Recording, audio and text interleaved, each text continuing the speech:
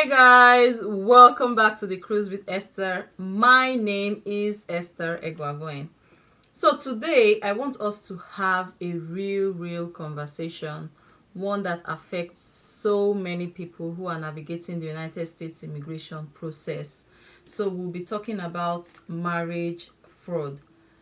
Yes, marriage fraud is when someone enters into a fake or dishonest marriage just to get a green card. So, guys, now before you roll your eyes or say that's not my business, you really need to hear me out, because whether you are here on a visa, married to a US citizen, or just trying to do things the right way, this affects all of us. Marriage fraud happens when two people pretend to be in a legitimate marital relationship just to help one person get immigration benefits, like a green card or United States citizenship. So this could mean faking that you live together, lying about how you met, or even hiding previous marriages on immigration forms. So you might think this kind of thing isn't taken seriously, but let me tell you, it is a federal crime. People that are caught committing marriage fraud can face up to 5 years in prison, a fine of up to $250,000, and 3 years of supervised release. So, not only that, the immigrants involved could face deportation and a lifetime bar from receiving future immigration benefits. So there's a whole lot, that is behind marriage fraud. Just this week, federal authorities charged a couple, one a US citizen and the other was a foreign national, with marriage fraud and false statements on immigration forms.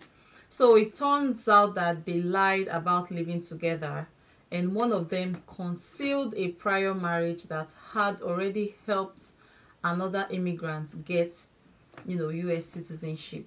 So these kind of lies don't just affect them, but they damage public trust. They also slow down legitimate applications, and they put entire families at risk. So now let's actually be very honest. Some people, go through this, or they do this out of desperation.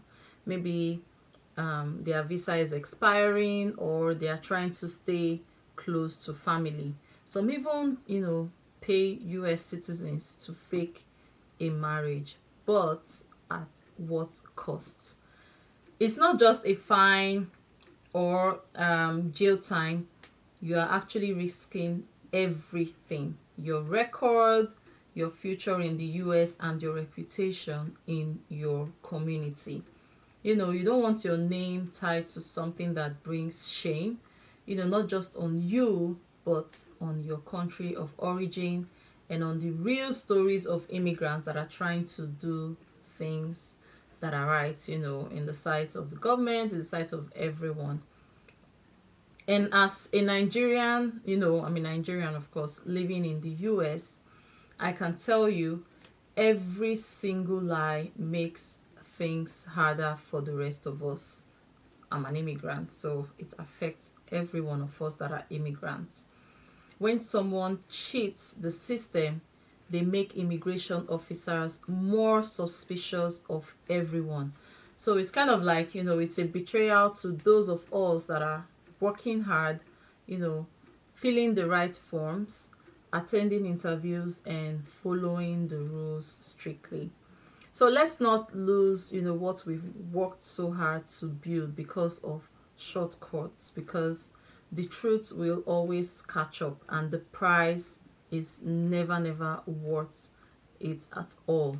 So if you are facing a tough immigration situation, please know this: there are legal pathways.